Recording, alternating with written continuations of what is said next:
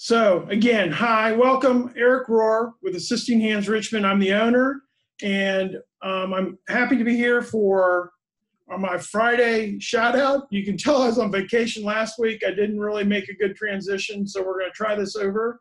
But that's kind of the point of doing all this stuff live. See, I'm a real person, and see, I screw up. So I'm going to share my screen so we can get this started. So Assisting Hands Richmond, we're home care. We provide help with and support for activities of daily living. That's bathing, grouping, toileting, transferring, cooking, cleaning. We're also specialized in our services for families and individuals living with dementia. I have a certified, or Kathy Hamlin, who's my executive administrator, is a certified dementia coach. And we spend a lot of time on training of our caregivers and specializing in people living with dementia. If you follow my Facebook page, you know I have a personal connection with that. Feel free to read more about that. And like I said, I've now been educated much more so than I was, a year and a half or 2 years ago, and how best able to provide care and love and support for those living with dementia. So, and our goal through all of this is to help you remain happy and at home. So we'll get going here. So like I said, I was on vacation last week. It was a great vacation with my family. We were in the Outer Banks of North Carolina. We had great weather, but I'm glad to be back. I'm glad to be back in the office. And, one of the things we did this week is we had a great orientation class. As part of all this COVID-19, we had moved to virtual orientations and or one-on-one orientations. And, those are fine. We're fine with doing it. I think we get the education across, and it's fine. It's a little bit more intense in terms of it. We can't orient the same number of people at the same time.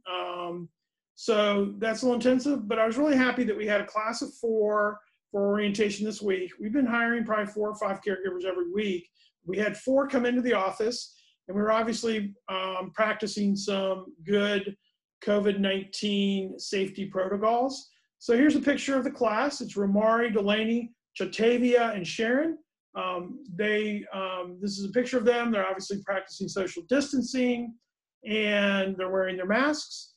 They were in our conference room, same thing. We had them spread out and wear their masks is why we gave the orientation. But it's kind of nice. I think everybody wants to know they're part of a team, and who are the other people doing the same thing that I'm doing, and who may I need to rely on to help take care of my client if I'm out, or, it's a lot of shifts. So it's good for people to kind of see each other. And I'm a big proponent of trying to prevent isolation if we can do so safely and without increased risk of spreading COVID-19. So welcome to our STARS.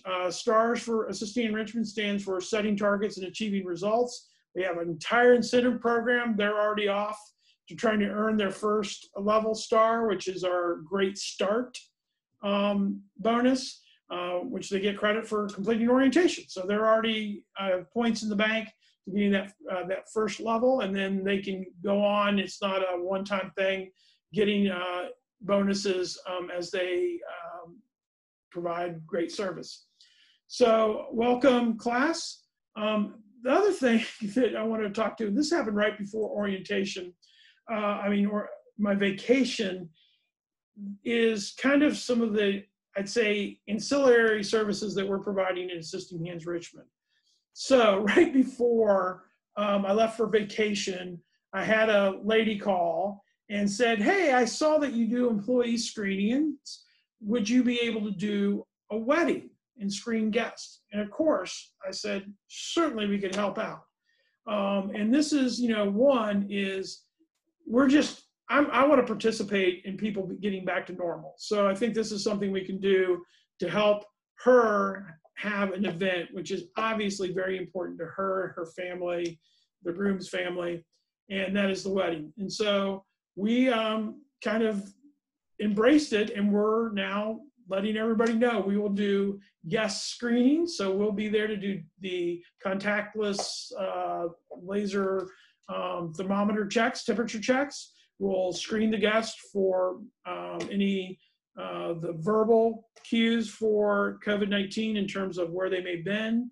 And then we'll actually visibly look for any obvious signs of COVID-19. And we can do that because, obviously we've done a lot of training along that. And so we're happy to do that. The other part of this, which has actually started first, was employee screening. Same concept. Again, this isn't the core part of our business, but certainly a service, given our training, our PPE levels, that we can offer for businesses so they can screen employees, maybe customers, so that they can open back up and feel like they're doing that as safely as possible. Because I think we've got to strike the right balance. And so we're not creating economic harm. Certainly some of the just businesses, there's the economic impact, but it's a normal part of our business, our lives, and it helps us feel like less isolated if we're able to transact in businesses, go to work, et cetera. So we're trying to do what we can do to help out with that. So kind of an interesting, if you'd asked me, 4 months ago, if I would be having a wedding as a potential client, I would have laughed, but we're doing it. And so if you hear of anybody who needs these services, we'll be happy to help out and help people feel safe as possible when they're doing that. All right, so here's the next thing I wanted to do. So this came across, I've been scrolling through LinkedIn, and I have a contact with a gentleman by the name of Tim Sutton. He's a police officer here locally in the Richmond area who actually also does dementia training. He's incredible. I heard him do a presentation. He is really good. He understands dementia, and he understands how to approach people with dementia and explain it so you kind of understand where you're going. And then he's coming at it from a law enforcement perspective as well. You can imagine if law enforcement normally is involved in a situation, there's high stress, which will clearly be a trigger for someone with dementia. If you do not know that person has dementia, or you don't know how to understand how to de-escalate dementia situations, something that was kind of a bad situation could escalate really, really high. So Tim Sutton, anyway, it's a gentleman I've met. We've met a couple times. We correspond. I'm a big fan of his. He has now been hooked up with a lady by the name of Rachel, I think it's Wonderland, and she's a dementia specialist as well. I hadn't heard of her until Tim, so I started following her. And she did this demo on LinkedIn about the clear mask. And I'm gonna show it to you here in a second. I'll stop sharing my screen, but it's a really interesting concept. So if you think about it right now, you probably will be able to see this in my small screen. But we put on a mask now, and you can hear me, right? But a lot of the communication is visual. So you really can't see the expression on my face. I actually sat in a networking meeting today. We were wearing masks, and it was really hard to read the person. Were they engaged? Were they agreeing? Were they frowning? So it's a really hard thing to do with a mask. In a medical situation or a healthcare situation, it can lead to errors, and so this idea is designed to help that. Other things we really, somebody started considering is deaf and hard of hearing individuals. Even if they're not trained in reading lips, they take cues off of reading our lips. Older people, I think maybe more in particular, people with dementia. Again, it can be a very confusing thing to see someone with their face covered. That makes an already kind of confusing situation even more confusing. Why are these people wearing masks? And so this idea of the clear mask came up. And so Rachel was demonstrating it. So I ordered some, especially with our dementia care. And so I'm going to put it on here, and I'll share my screen here in just a second. Oh, put it on. So I got these in today. I ordered them earlier this week. I got it in today. I wore it for a good while, and just to see how comfortable it was. So let me stop sharing my screen so you can see what it looks like. So this is what the clear mask looks like.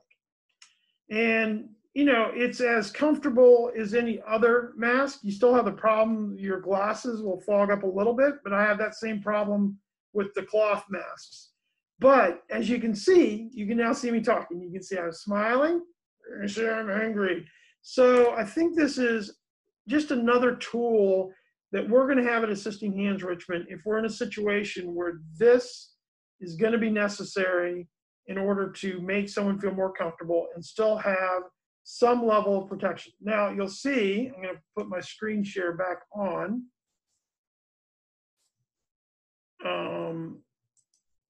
At the bottom of this is, I want to be clear on this. This is not a substitute for an N95 mask or a KN95 mask. So if you're in a COVID situation where you're dealing, you know you're dealing with the virus, this is not recommended. It's not supported by the FDA or CDC in extreme situations. I think what they're saying is if there's no other alternative, this is safer than not having a mask. But our caregivers, when we go in to take care of COVID-19 positive clients, we will not be wearing the clear mask just because it's not good levels of protection. If you have COVID-19 and you're trying to stop the spread, this is not the mask to wear. So anyway, the other interesting thing is children.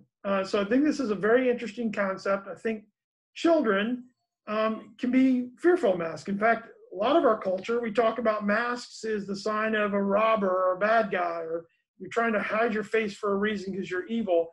So I think that that's ingrained in a lot of the stories and things like this.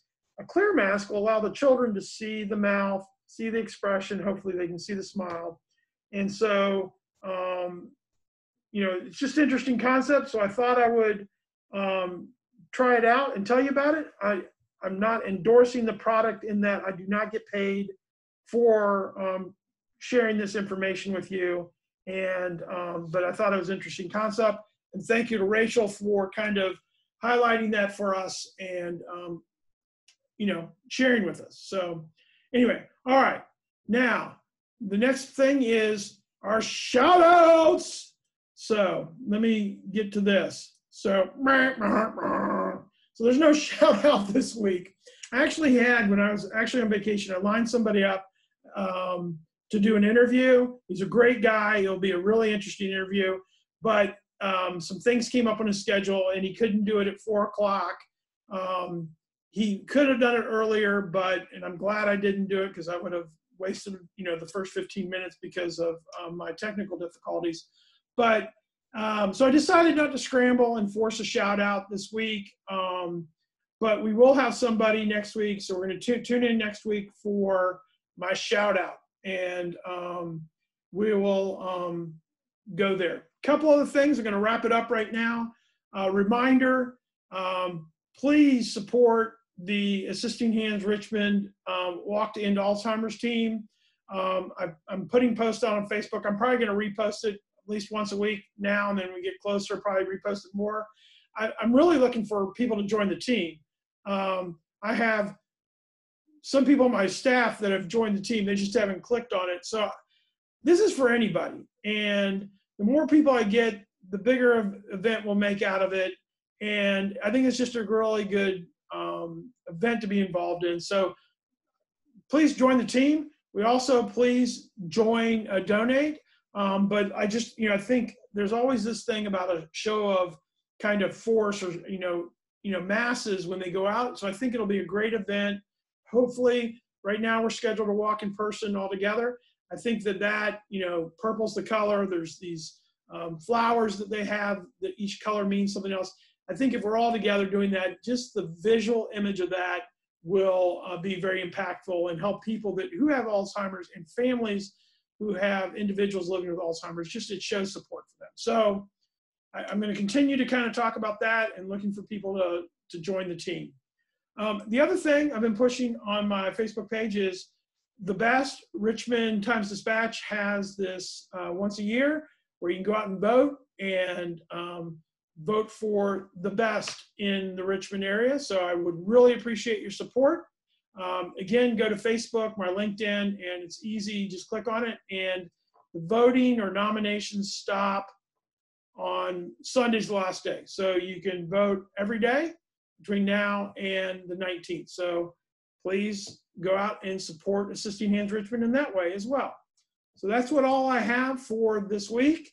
Thank you for supporting me. Sorry for the technical difficulties at the beginning, but that's just the way it is. Have a great weekend, and we'll talk to you later. Thank you.